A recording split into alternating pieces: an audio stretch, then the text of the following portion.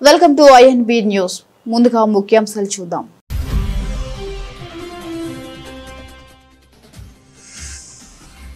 White house లో ఘనంగా దీపావళి వేడుకలు నిర్వహించిన ట్రంప్. మోదీపై ప్రశంసల వర్షం.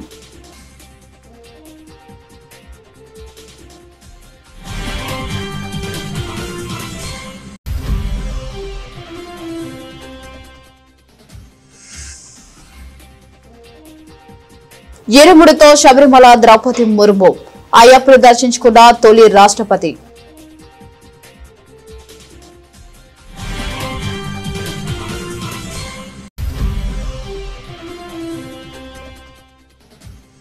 మా హయాంలో దీపావళికి ముందు మరియు ఆ తర్వాత కాలుష్య స్థాయిల మధ్య అంతరం తగ్గింది, స్పష్టం చేసిన ఢిల్లీ ముఖ్యమంత్రి రేఖా Gupta.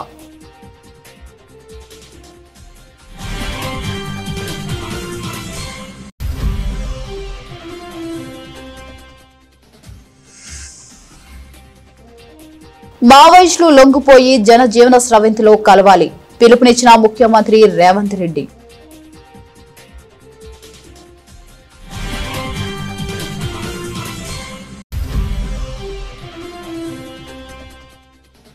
Real time governance society కార్యాలయంలో చంద్రబాబు సమీక్ష. ప్రభుత్వం అందించే పౌర సేవలన్నీ యూజర్ ఫ్రెండ్లీగా ఉండాలన్న ముఖ్యమంత్రి.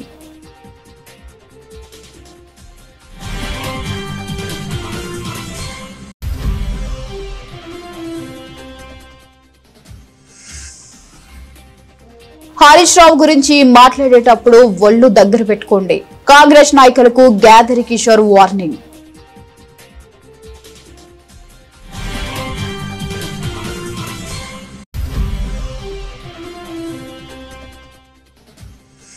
ఉద్యోగుల బకాయిలు 34,000 కోట్లు విడతల వారీగా ఇప్పటి నుంచే చెల్లించాలి, ప్రభుత్వాన్ని డిమాండ్ చేసిన MLC Parvathireddy Chandrasekhar Reddy.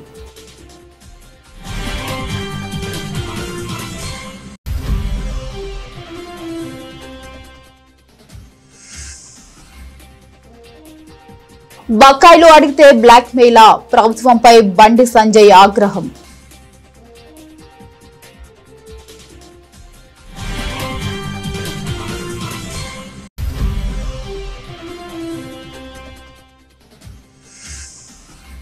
Most wanted సైనికుడు ఆసక్తికరంగా ప్రభాస్ కొత్త సినిమా పోస్టర్. యుద్ధం స్పై థ్రిల్లర్ నేపథ్యంలో సినిమా అని అంచనాలు.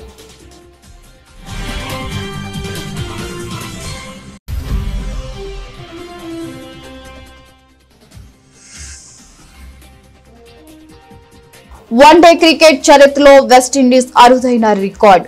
బంగ్లాదేశ్ పై 50 ఓవర్ల స్పిన్నర్లతోనే బౌలింగ్.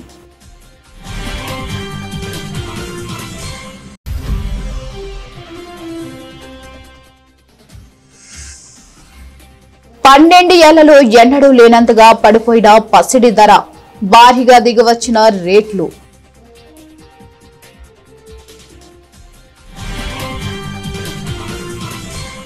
అమెరికా అధ్యక్షుడు డొనాల్డ్ ట్రంప్ చేసిన కొన్ని వ్యాఖ్యలు ఇప్పుడు అంతర్జాతీయంగా చర్చనీయాంశంగా మారాయి. భారత ప్రధాని నరేంద్ర మోదీతో తన ఫోన్లో మాట్లాడానని, పలు కీలక అంశాలపై ఆయన హామీ ఇచ్చారని ట్రంప్ ప్రకటించగా, అలాంటి ఫోన్ కాల్ ఏదీ జరగలేదని భారత ప్రభుత్వం స్పష్టం చేయడంతో గందరగోళం నెలకొంది. ఇక వైట్ హౌస్ లో జరిగిన దీపావళి వేడుకల సందర్భంగా ట్రంప్ మాట్లాడుతూ, నేను ఈ రోజే మీ ప్రధాన మంత్రితో మాట్లాడాను, మా మధ్య గొప్ప సంభాషణ జరిగింది, వాణిజ్యంతో పాటు అనేక విషయాలు చర్చించాం అని విలేకరులతో అన్నారు. రష్యా నుంచి చమురు కొనుగోళ్లను భారత్ గణనీయంగా తగ్గిస్తుందని మోదీ తనకు హామీ ఇచ్చారని ట్రంప్ పునరుద్ఘాటించారు. ఇంధన దిగుమతులపై భారత్ తన ప్రయోజనాలను కాపాడుకుంటుందని, వినియోగదారుల ప్రయోజనాలే తమకు ముఖ్యమని పరోక్షంగా భారత్ ప్రభుత్వం ఓ ప్రకటన విడుదల చేసింది. ఇక మరోవైపు ప్రధాని నరేంద్ర మోదీ ఆన్లైన్ లో ట్రంప్ కు కృతజ్ఞతలు తెలిపారు. దీపావళి శుభాకాంక్షలు తెలిపినందుకు ధన్యవాదాలు చెబుతూనే ఆయన వ్యూహాత్మకంగా స్పందించారు. On behalf of all Americans, let me also extend our warmest wishes to the people of India. I just spoke to your Prime Minister today. We had a great conversation. We talk about trade, we talk about a lot of things, but mostly the world of trade. He's very interested in that. Although we did talk a little while ago about let's have no wars with Pakistan, and I think the fact that trade was involved, I was able to talk about that.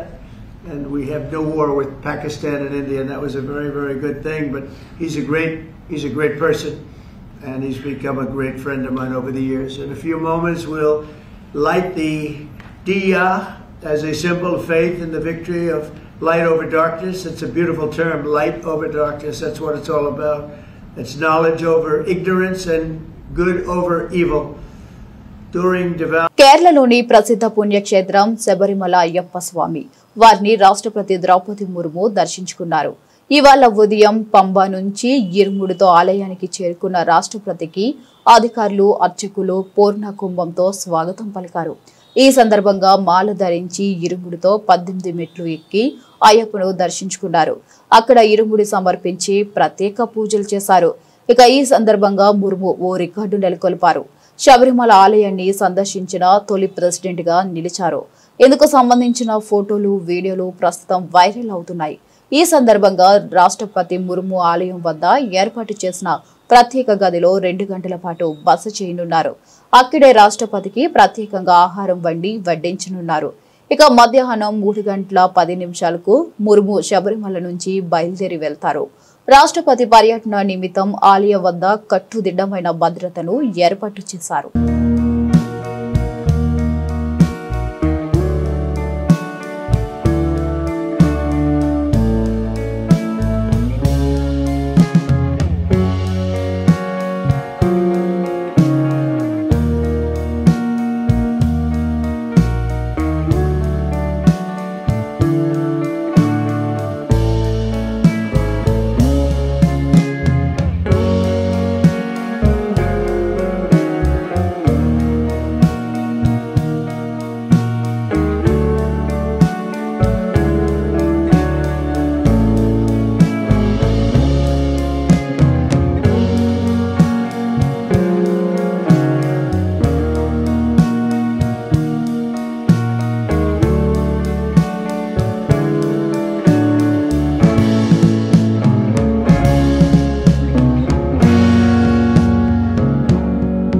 దేశ రాజధానిలో భక్తులు స్వచ్ఛమైన నీటిలో అర్చు పూజలు నిర్వహించేలా ప్రభుత్వం అన్ని ప్రయత్నాలు చేస్తుందని ఢిల్లీ ముఖ్యమంత్రి రేఖా గుప్తా తెలిపారు. మొత్తం ఛత్ వేడుకను చక్కగా సమన్వయంతో నిర్వహిస్తున్నారని పేర్కొన్నారు. నేటి నుండి ఒక ప్రత్యేక పరిశుభ్రత ప్రచారం ప్రారంభించబడుతుందని అన్నారు. ఇక దీనిలో భాగంగా ఛత్ పూజ జరిగే ప్రతి ఘాట్ను ఎంపీలు, ఎమ్మెల్యేలు మరియు కౌన్సిలర్లు సందర్శించి పర్యవేక్షిస్తామన్నారు స్పష్టం చేశారు. అలాగే దీపావళి సందర్భంగా ఢిల్లీలో వేడుకలు ఘనంగా జరిగాయని ముఖ్యమంత్రి రేఖా గుప్తా తెలిపారు. ఇక ఈ విషయమై వారు మాట్లాడుతూ కాలుష్య స్థాయిలో డేటాను పరిశీలిస్తే గత ప్రభుత్వాల హయాంలో దీపావళి రోజు మరియు మరుసటి రోజు డేటా ఎక్కువగా ఉండేదని, తమ హయాంలో ఆ డేటా తగ్గిందన్నారు. పటాకులు కాల్చడానికి అనుమతి ఉన్నప్పటికీ మరియు అన్ని వేడుకలు జరిగినప్పటికీ దీపావళి ముందు మరియు ఆ తర్వాత కాలుష్య స్థాయిల మధ్య अंतरम तग्गिंదని सीएम स्पष्टम చేశారు.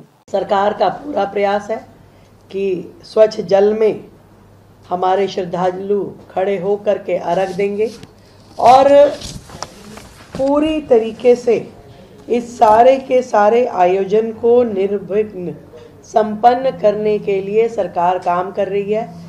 आज से एक विशेष स्वच्छता अभियान जिसमें हमारे सभी जनप्रतिनिधि, एमपी, एमएलए, काउंसलर, सभी जनप्रतिनिधि अपने क्षेत्र में जहां छठ पूजा होने वाली हो उन सभी घाटों पे जा कर के विशेष स्वच्छता अभियान चलाएंगे. तो हमारे सभी लोग इसमें लगे हैं ताकि एक बहुत ही सुंदर और बेहतर एनवायरनमेंट वहाँ हो. एक विशेष बात जो मैं कहना चाहती हूँ कि पोल्यूशन के स्तर पे आप सब ने डाटा देखे. पिछले जो सरकारों के दौरान दिवाली वाले दिन का जो डाटा था और अगले दिन का डाटा था, हमारे कार्यकाल में वो डाटा कम हुआ है, बढ़ा नहीं है, कतई नहीं बढ़ा है. तो आप ये कहें कि इस बार तो आप कह रहे जी पटाखों की परमिशन भी थी, बाकी चीज़ें भी थी, तो भी वो जो गैप है दिवाली से पहले का और दिवाली के बाद वाले दिन का वो कम हुआ है.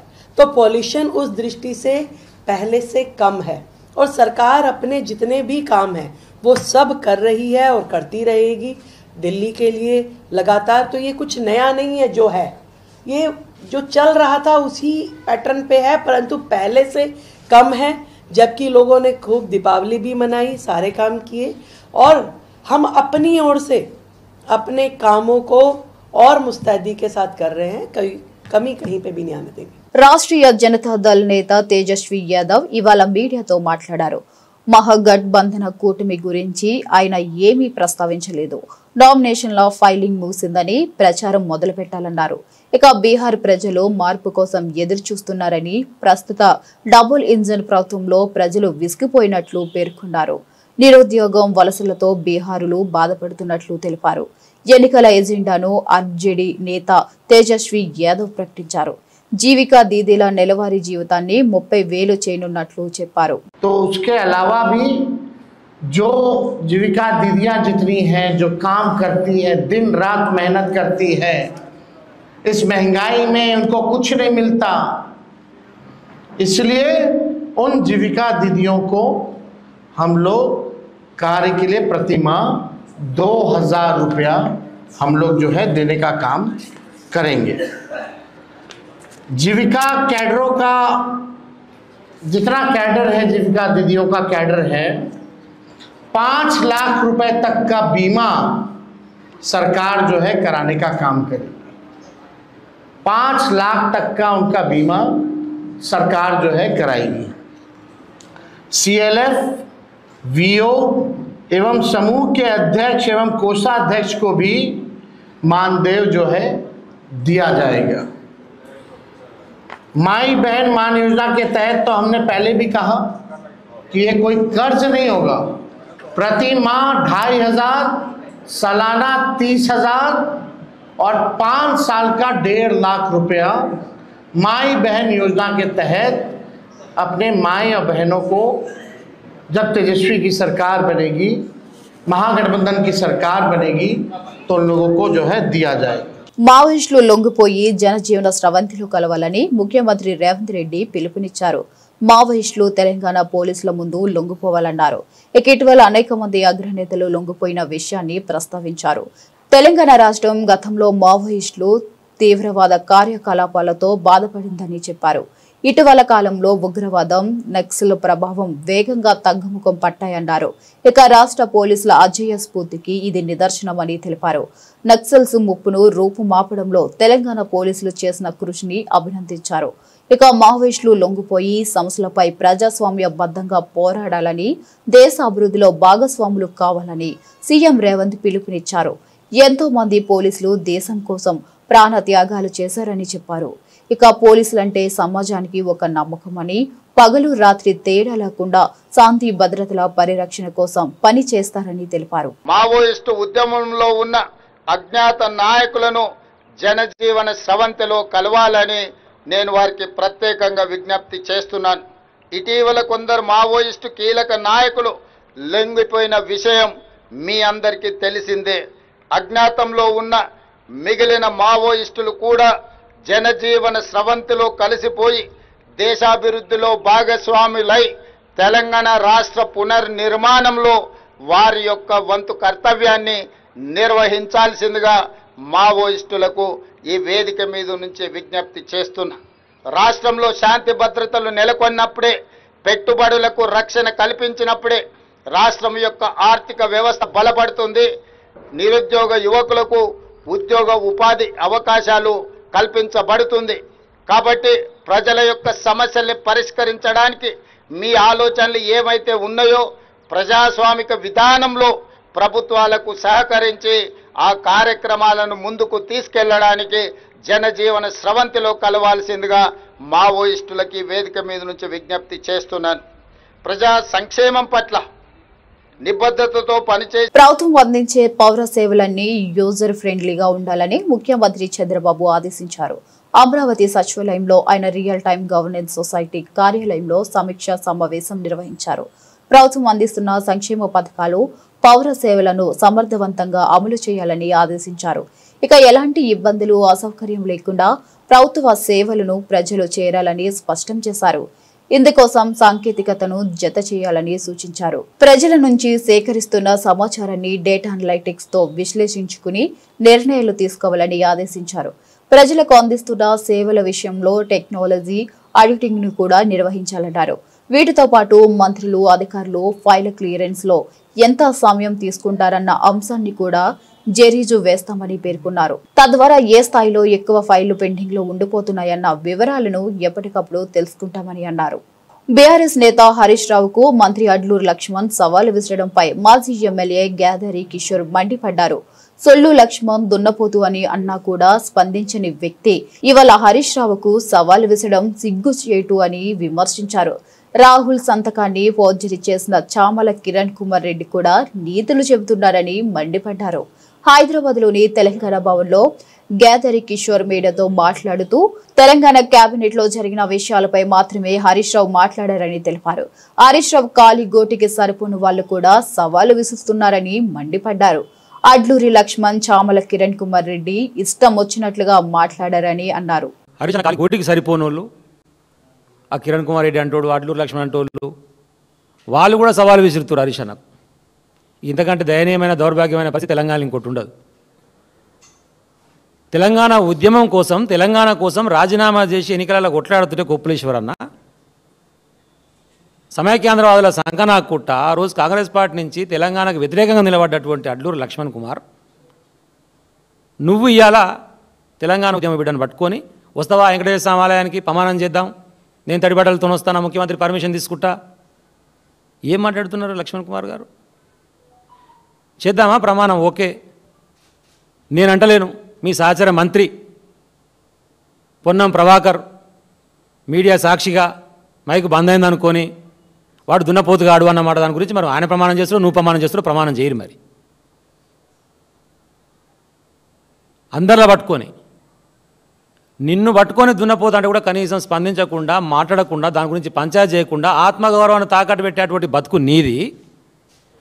తెలంగాణ ఆత్మగౌరవం కోసం జైళ్ల పాలై కేసులు పెట్టుకొని ఉద్యమకారుల లెక్క నిలబడి తెలంగాణను సాధించి 10 సంవత్సరాలు కేసీఆర్ గారి నాయకత్వంలో హరీష్ రావు గారు కానీ, కేటీఆర్ గారు కానీ మంత్రిగా పనిచేస్తూ అత్యద్భుతమైనటువంటి పరిపాలన అందించినటువంటి నాయకులు మా వాళ్ళు.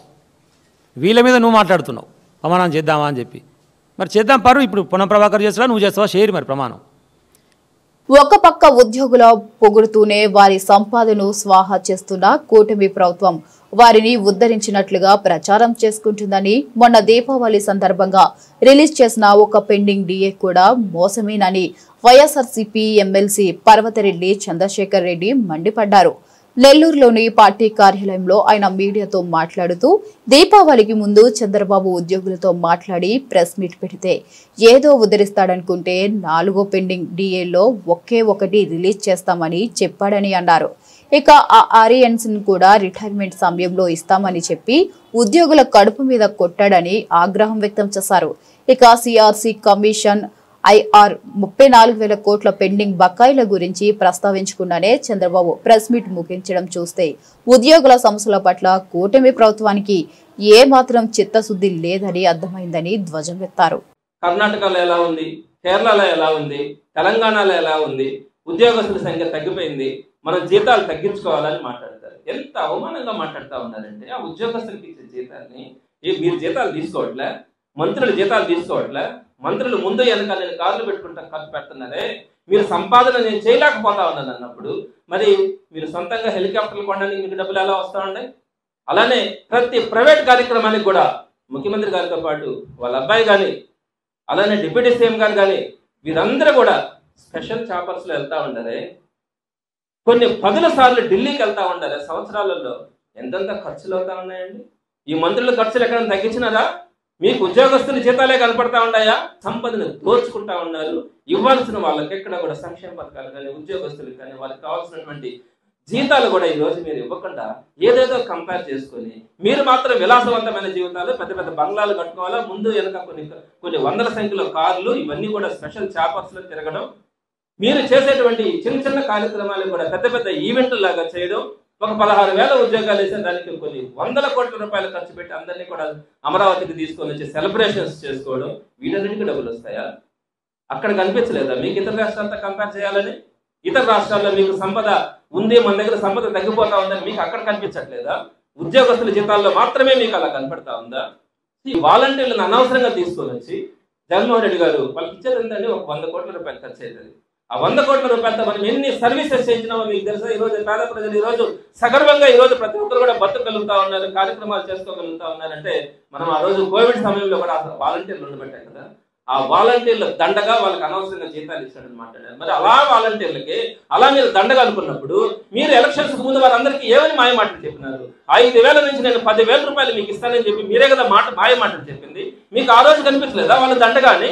మరి ఆ రోజు మీరు వాళ్ళ 10,000 రూపాయలు ఇస్తారని చెప్పి తీరా మీరు అధికారంలోకి వచ్చిన తర్వాత 2,60,000 కుటుంబాన్ని మీరు నడి రోడ్డు మీద వదిలేసినారే. మీరు 10,000 రూపాయలు ఇస్తానని చెప్పకుండా ఈ రోజు తీసేసినా కూడా దాని అర్థం వేరే, అర్థం చేసుకుంటాం. కానీ మీరు ఆ రోజు 10,000 రూపాయలు నేను ఇస్తానని చెప్పి ఈ రోజు మీరు వాళ్ళందరూ కూడా దండగా నేను 1 రూపాయి కూడా ఇదని చెప్పి తీసి పారేసినప్పుడు ఇది మోసం కాదా? ఇది దగా కదా? పోలీస్ సోదరులు డే అండ్ నైట్ కష్టపడతారు. వారికి సంబంధించి 4 సరెండర్ లీవ్స్ ఉన్నాయి పెండింగ్. మీరు 1 సరెండర్ లీవ్ని ఇస్తా ఉన్నానని చెప్పినారు, పండగ చేసుకోండి అని చెప్పినారు. కాంగ్రెస్ ప్రభుత్వానికి కేంద్ర హోంశాఖ సహాయ మంత్రి బండి సంజయ్ అల్టిమేటం జారీ చేశారు. బకాయిలు చెల్లింపు విషయంలో ప్రభుత్వంపై తీవ్ర స్థాయిలో ధ్వజమెత్తారు.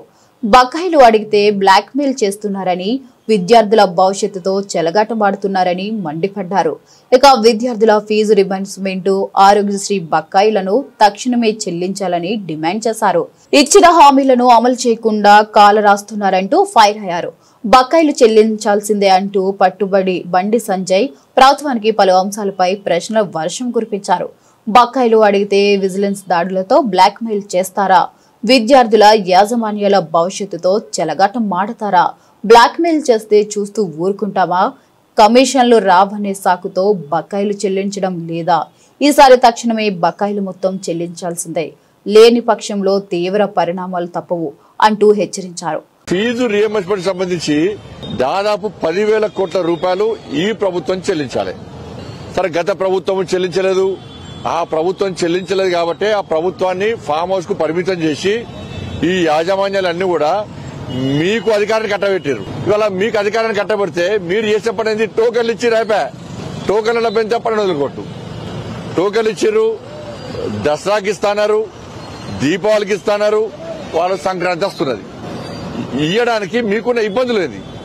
వాళ్ళు మేము రోడ్డు మీదకి ఆందోళన చేస్తాం, మేము సమ్మె చేస్తామని చెప్పి పిలుపునిచ్చినప్పుడల్లా దాని యూనియన్ల కూడా 2-3 పిలుస్తున్నారు, చర్చలు అంటున్నారు. ఒకసారి ఒక మంత్రి వస్తాడు, ఇంకోసారి ఇంకో మంత్రి వస్తాడు, చర్చలు జరుపుతారు, మేము డబ్బులు ఇస్తామని చెప్పంటారు, వీళ్ళు సమ్మె విరమిస్తారు.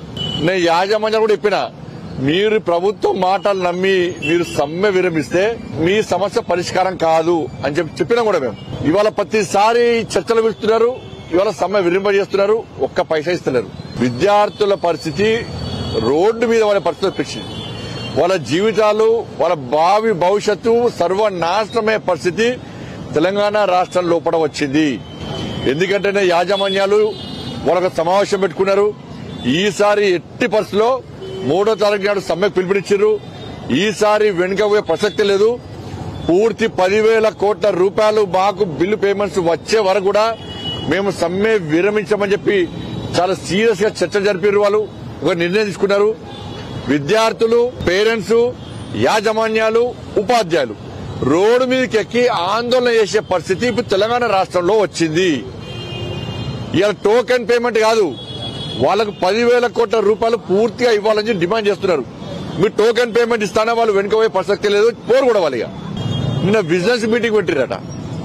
బిజినెస్ మీటింగ్ పెట్టి ఏ కాలేజీలో ఏ ఏర్పాట్లున్నాయి, ఏ విధంగా సౌకర్యాలు ఉన్నాయి, వాటి మీద నివేదికేయండి, వాళ్ళని బెదిరించండి, ఇంకోసారి ఫీజు రియంబర్స్మెంట్ అడగద్దు అని ఒక హెచ్చరిక జారీ చేయడానికి ఇలా కాంగ్రెస్ పార్టీ ప్రభుత్వం ముందుకు వచ్చిందంటే ఇంతకంటే మూర్ఖత్వం ఇంకోటి కాదు.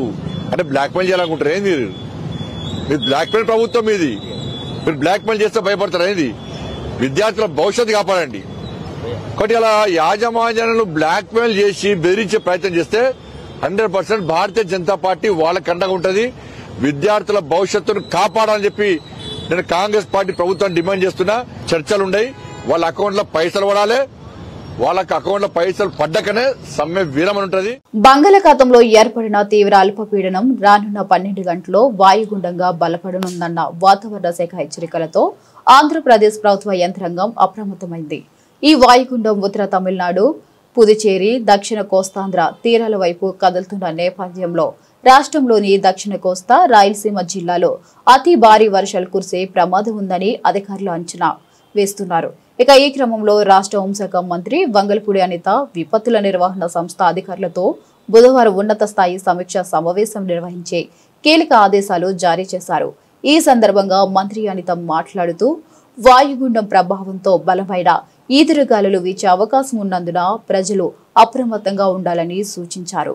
అత్యవసరమైతే తప్ప ఎవరూ ప్రయాణాలు చేయవద్దని, ప్రాణ నష్టం జరగకుండా చూడటమే ప్రభుత్వ ప్రథమ కర్తవ్యం అని ఆమె స్పష్టం చేశారు. ఇక సహాయక చర్యల కోసం జాతీయ రాష్ట్ర విపత్తు స్పందన దళాలు, పోలీసు, అగ్నిమాపక సిబ్బందిని సర్వసన్నద్ధంగా ఉండాలని ఆదేశించారు. పాన్ ఇండియా స్టార్ ప్రభాస్ తన అభిమానులకు పుట్టినరోజు కానుక ఇచ్చేందుకు సిద్ధమయ్యారు. ఆయన నటిస్తున్న తాజా చిత్రం టైటిల్ ను రేపు ప్రకటించనున్నట్లు చిత్ర బృందం అధికారికంగా వెల్లడించింది. ఇక ఈ మేరకు ఓ ఆసక్తికరమైన పోస్టర్ ను విడుదల చేసి అంచనాలను పెంచింది. ప్రస్తుతం రాజసబ్ చిత్రంలో బిజీగా ఉన్న ప్రభాస్ ఆ తర్వాత సీతారాం ఫేమ్ హను రాఘవపూడి దర్శకత్వంలో నటిస్తున్న విషయం తెలిసిందే. తాజాగా ఈ సినిమాకు సంబంధించి విడుదల చేసిన పోస్టర్ లో సైనికుడు దుస్తుల్లో ఉన్న ప్రభాస్ కాళ్లు మాత్రమే కనిపిస్తున్నాయి. ఒక సైనికుడు ఒంటరిగా కవాతు చేస్తాడు. 1932 నుంచి మోస్ట్ వాంటెడ్ వంటి క్యాప్షన్లు సినిమాపై క్యూరియాసిటీని మరింత పెంచుతున్నాయి. ఈ సినిమా టైటిల్ ను ప్రభాస్ పుట్టినరోజున అక్టోబర్ 23 ఉదయం 11:07 వెల్లడించనున్నట్లు మేకర్స్ స్పష్టం చేశారు. ఇక ఇప్పటికే ఈ సినిమా రెండో ప్రపంచ యుద్ధం నేపథ్యంలో సాగే ఒక పీరియాడిక్ ప్రేమ కథగా ప్రచారం జరుగుతుంది. అయితే తాజా పోస్టర్లోని క్యాప్షన్లు బట్టి ఇందులో స్పై థ్రిల్లర్ అంశాలు కూడా ఉండవచ్చని అభిమానులు అంచనా వేస్తున్నారు. ఇక దీంతో ప్రభాస్ పాత్రపై సర్వత్రా ఆసక్తి నెలకొంది. ఈ చిత్రంలో ప్రభాస్ సరసన కొత్త నటి ఇమాన్వి హీరోయిన్ గా నటిస్తున్నట్లు సమాచారం. అంతర్జాతీయ వన్డే క్రికెట్ చరిత్రలో వెస్టిండీస్ జట్టు ఒక అరుదైన ప్రపంచ రికార్డును నెలకొల్పింది. మంగళవారం బంగ్లాదేశ్ తో జరిగిన మ్యాచ్ లో ఏకంగా 50 ఓవర్ల పాటు కేవలం స్పిన్నర్లతోనే బౌలింగ్ చేసి చరిత్ర సృష్టించింది. వన్డే ఫార్మాట్ లో ఒక పూర్తిస్థాయి సభ్య దేశం ఇలా చేయడం ఇదే తొలిసారి. ఢాకాలోని షేర్ బంగ్లా నేషనల్ స్టేడియం ఈ చారిత్రాత్మక ఘట్టానికి వేదికగా నిలిచింది. ఇక ఈ మ్యాచ్ కు ఉపయోగించిన పిచ్ పూర్తిగా పొడిగ్గా, పగులతో స్పీడును అనుకూలంగా ఉండడంతో విండీస్ కెప్టెన్ ఈ సాహసోపేత నిర్ణయం తీసుకున్నాడు. జట్టులోని 5 స్పిన్నర్లను Akeal Hosein, Roston Chase, Carey Pierre, Gudakesh Motie, Alick Athanaze తమ 10 ఓవర్ల కోటాను పూర్తి చేశారు. వీరి స్పిన్ దాటికి బంగ్లా బ్యాటర్లు పరుగులు చేయడానికి తీవ్రంగా ఇబ్బంది పడ్డారు. ఇక నిర్ణీత 50 ఓవర్లో 7 వికెట్ల నష్టానికి 213 పరుగుల గౌరవప్రదమైన స్కోర్ చేయగలిగింది. ఇక వెస్టిండీస్ బౌలర్లో గుడకేస్ మోటీ 3 వికెట్లు రాణించగా అదనాజే హుస్సేన్ చెరో 2 వికెట్లు పడగొట్టారు. బ్యాటింగ్ కు కష్టతరంగా ఉన్న ఈ పిచ్ పై 214 పరుగుల లక్ష్యాన్ని ఛేదించడం విండీస్లకు సవాల్గా మారింది. అయితే స్కోర్లు సమం కావడంతో సూపర్ ఓవర్ కు వెళ్లిన ఈ మ్యాచ్ లో విండీస్ ని విజయం వరించింది. పసిడి ప్రియులకు ఇది నిజంగా శుభవార్త. గత కొన్ని రోజులుగా ఆకాశమే హద్దుగా పెరిగిన బంగారు ధరలు ఒక్కసారిగా నేల చూపులు చూస్తున్నాయి. ఏకంగా 12 ఏళ్ల రికార్డును బద్దలు కొడుతూ భారీగా పతనమయ్యాయి. అంతర్జాతీయ మార్కెట్లో ఒక్కరోజే స్పాట్ గోల్డ్ ధర 6.3% కుప్పకూలింది. 2013 తర్వాత ఒకే రోజులో పసిడి ధర ఈ స్థాయిలో పతనం కావడం ఇదే మొదటిసారి కావడం గమనార్హం. ఇక ఈ ప్రభావంతో దేశీయ మార్కెట్లోనూ బంగారం ధరలు భారీగా తగ్గుముఖం పట్టాయి. హైదరాబాద్ మార్కెట్లో బుధవారం 22 క్యారెట్ల బంగారం ధర ఒక్కరోజే తులం 3100 తగ్గింది. ఇక దీంతో ప్రస్తుతం తులం ధర 1,16,600కు చేరింది. గత 5 రోజులుగా చూస్తే మొత్తం 5,100 వరకు ధర తగ్గింది. అదేవిధంగా 24 క్యారెట్ల స్వచ్ఛమైన బంగారం ధర కూడా తులంపై 3,380 పతనమై 1,27,200 వద్ద నిలిచింది. దేశీయ మార్కెట్లో ఒకే రోజులో ఈ స్థాయిలో ధర తగ్గడం ఇటీవల కాలంలో ఇదే తొలిసారి. బంగారు ధరలు ఈ స్థాయిలో పడిపోవడానికి పలు అంతర్జాతీయ పరిణామాలు కారణమని మార్కెట్ నిపుణులు విశ్లేషిస్తున్నారు. బులెటిన్ ముగించే ముందు మరొకసారి ముఖ్యాంశాలు చూద్దాం.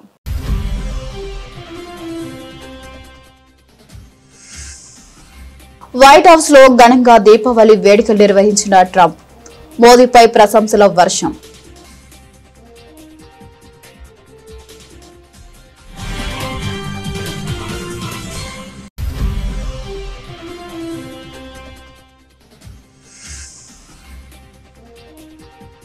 ఇరుముడితో శబరిమల ద్రౌపది ముర్ము అయ్యప్పను దర్శించుకున్న తొలి రాష్ట్రపతి.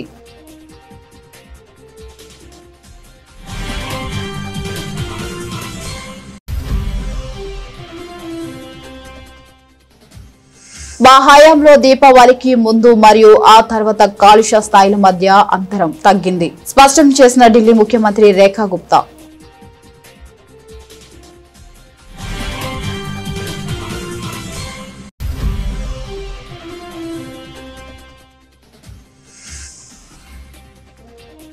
మావోయిస్టులు లొంగిపోయి జనజీవన స్రవంతిలో కలవాలి పిలుపునిచ్చిన ముఖ్యమంత్రి రేవంత్ రెడ్డి.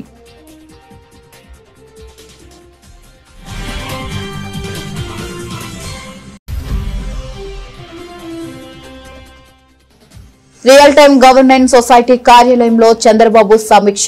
ప్రభుత్వం అందించే పౌర సేవలన్నీ యూజర్ ఫ్రెండ్లీగా ఉండాలన్న ముఖ్యమంత్రి.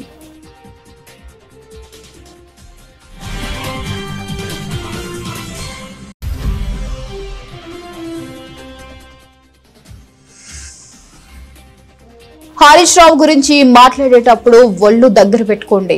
కాంగ్రెస్ నాయకులకు గ్యాదరి కిషోర్ వార్నింగ్.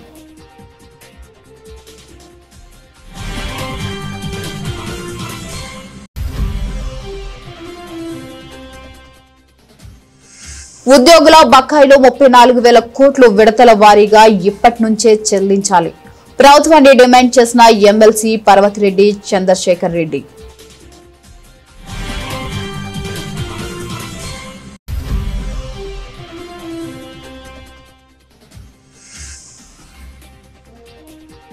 బకాయిలు అడిగితే బ్లాక్ మెయిల్. ప్రభుత్వంపై బండి సంజయ్ ఆగ్రహం.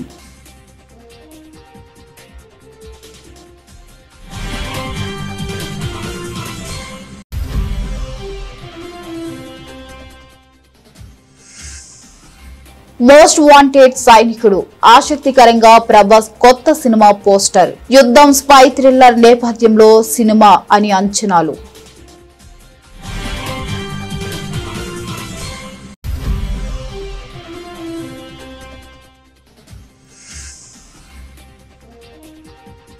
వన్డే క్రికెట్ చరిత్రలో వెస్టిండీస్ అరుదైన రికార్డ్. బంగ్లాదేశ్ పై 50 ఓవర్ల స్పిన్నర్లతోనే బౌలింగ్.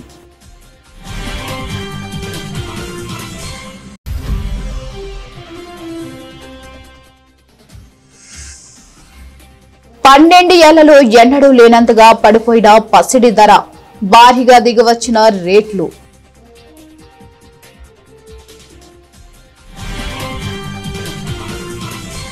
ఇవి ఇవాల్టి ముఖ్యాంశాలు. తిరిగి రేపటి బులెటిన్లో కలుద్దాం.